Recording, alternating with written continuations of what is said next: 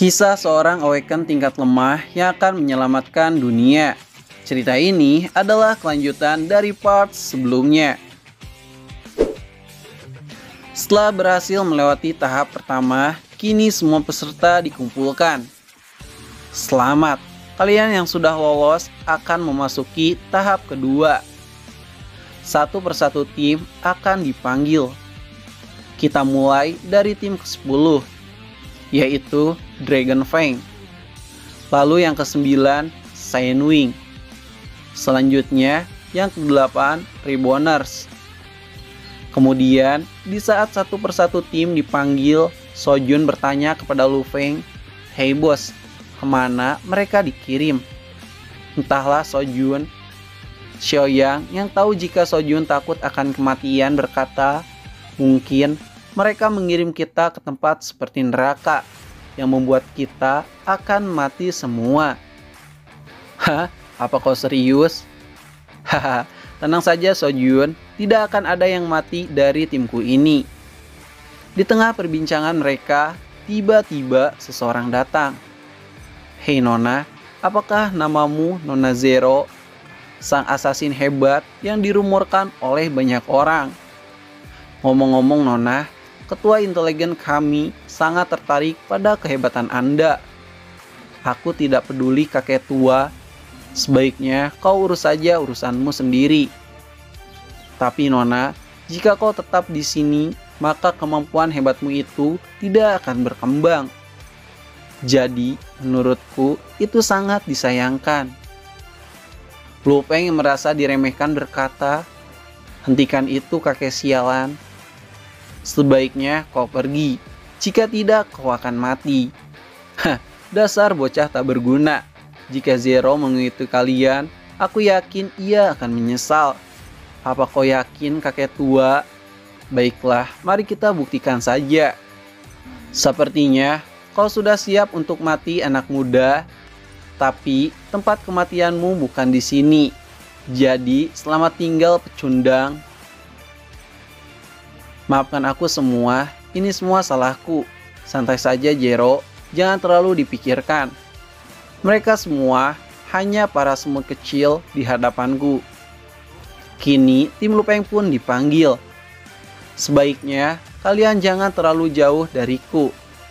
Setelah itu mereka dikirim ke suatu tempat di mana terlihat sebuah bola bercahaya.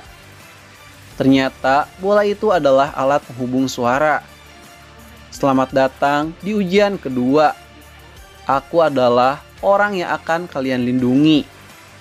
Xiaoyang yang masih belum mengerti berkata, "Apa dia bercanda? Haruskah kita melindungi sebuah bola bercahaya?" "Maaf Nona, sepertinya kau salah paham. Bola ini hanya sebuah alat untuk berbicara. Detailnya, kalian akan tetap saja melindungi tubuh asliku. Tahap kedua ini, aku hanya akan menanyakan beberapa hal kepada kalian. Yang pertama, seberapa banyak kalian tahu tentang diriku?" Lu Feng menjawab, "Namamu Ellen, profesimu spesialis AI, dan juga peneliti gerbang dungeon.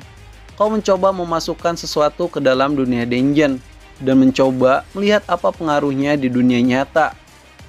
Semua informasi ini kudapatkan dari kakekmu. Benarkah itu? Sungguh mengejutkan. Lalu, apa kata-kata terakhir dari kakekku?" "Kakekmu berkata kalau dia ingin sekali menyelamatkan dunia. Dia sayang padamu Nona. Dia menyuruhku untuk melindungimu. Dia percaya kalau kau bisa mewujudkan impiannya." "Begitu ya, sepertinya kakekku sangat percaya kepadamu." Tiba-tiba bola itu berubah warna. "Hei, apakah kita tidak diterima?" "Tidak, aku hanya bercanda. Kalian semua lulus." Lalu mereka semua bergerak. "Maaf, sudah menunggu cukup lama. Jadi, ayo kita mulai sekarang misinya." Baiklah, misi kali ini adalah pengawalan ketat selama 7 hari. Selama 7 hari itu, kalian akan berada di dalam pesawat ruang angkasa.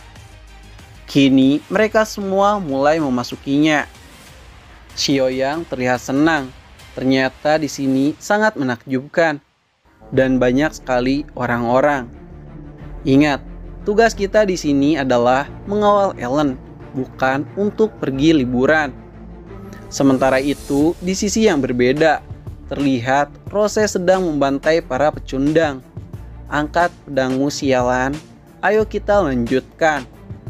Lalu di tempat yang berbeda, Anya masih saja sibuk mengurusi kantornya. Sedangkan Zhao sedang liburan di pantai. Dan Sutol sibuk mengerjakan PR sekolah. Setelah pesawat luar angkasa diterbangkan, serta teman-teman Lupeng sibuk masalah kamar, Lupeng secara diam-diam berbicara dengan Ellen. Lupeng berkata, sebaiknya jadikan aku pengawal utamamu. Jika tidak, kau akan dalam bahaya. Itu tidak perlu, karena aku sudah dijaga oleh 2 guild besar sekaligus. Apa kau yakin, Nona? Hei, apa yang terjadi? Kenapa sistemku ada yang mengambil alih? Maaf Nona, itu semua ulahku. Apa? Bagaimana bisa? Kalau begitu, baiklah, aku setuju. Cepatlah datang ke ruanganku. Tak lama dari situ, selamat datang di ruangan kerjaku. Kau datang lebih lambat dari yang kuharapkan. Maaf Nona, jadi kau sudah menungguku dari tadi? Ya tentu saja, karena kau mengenalku dari kakekku, jadi kuizinkan kalian untuk masuk ke ruangan ini. Terima kasih Nona, tapi aku juga datang ke sini itu karena perintah dari kakekmu. Kakekmu ingin aku membantumu mewujudkan sebuah mimpi. Hah? Jadi kau tahu apa mimpiku? Kau benar Nona, karena itulah kau harus terus bertahan hidup. Kau benar. Baiklah, kuserahkan semua keamanan pesawat ini pada kalian. Keamanan diterima.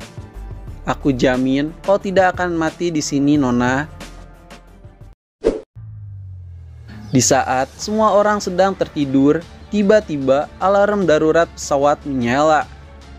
Hei, apa ini? Apa yang sedang terjadi? Pesawat ini baru saja menabrak asteroid. Komunikasi pesawat terputus. Ayo, sebaiknya kita pergi. Sementara itu, di luar pesawat, para astronot mencoba memperbaikinya. Sial, ini akan menjadi masalah besar.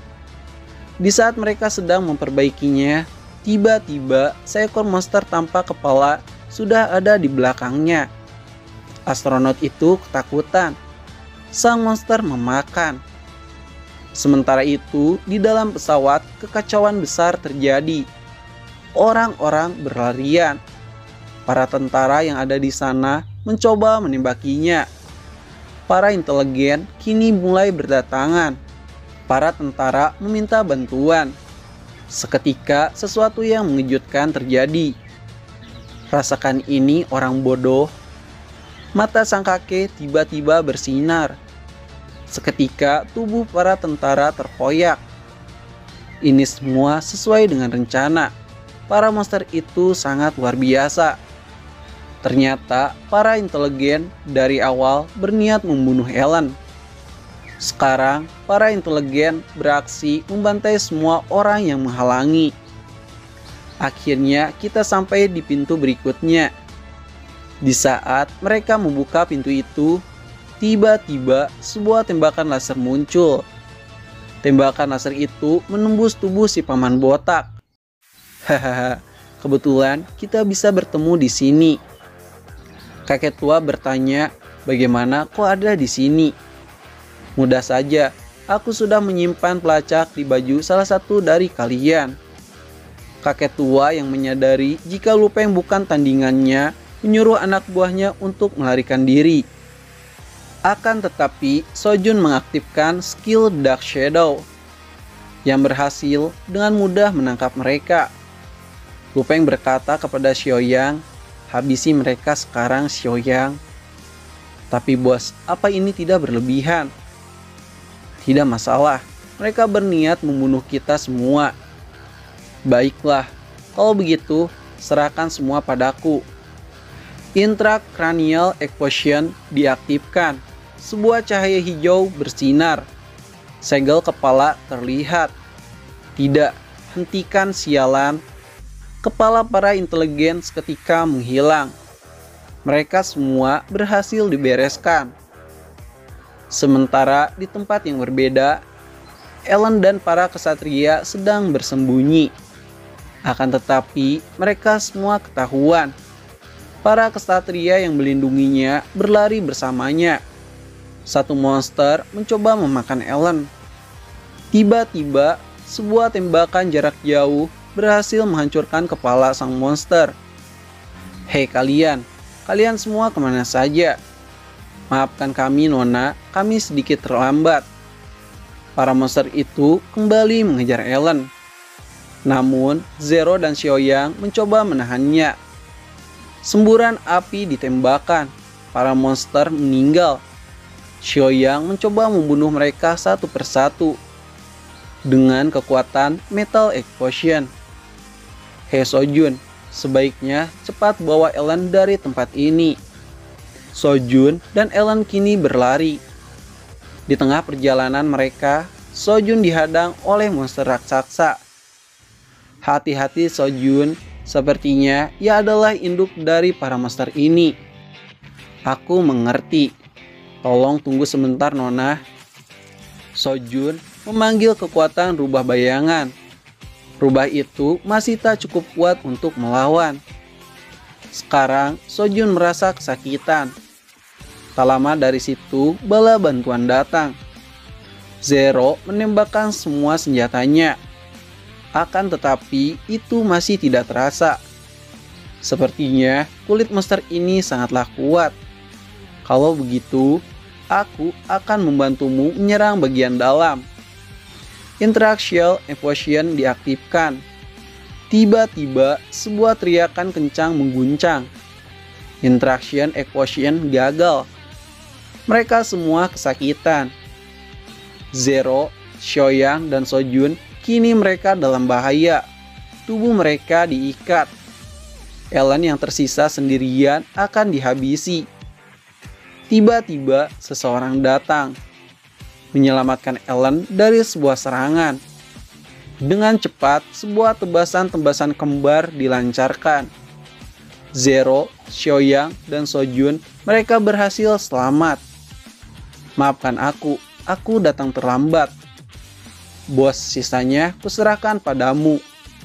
Baiklah Sojun, akan kuakhiri dengan secepat mungkin. Bangkitlah Silverwing. Terima kasih buat kalian yang udah nonton sampai habis. Jangan lupa untuk di like dan di subscribe supaya channel ini makin berkembang. Dan buat kalian yang gabut ingin donasi bantu Mimin buat ngopi ya kan, silahkan donasi aja ya. Terima kasih.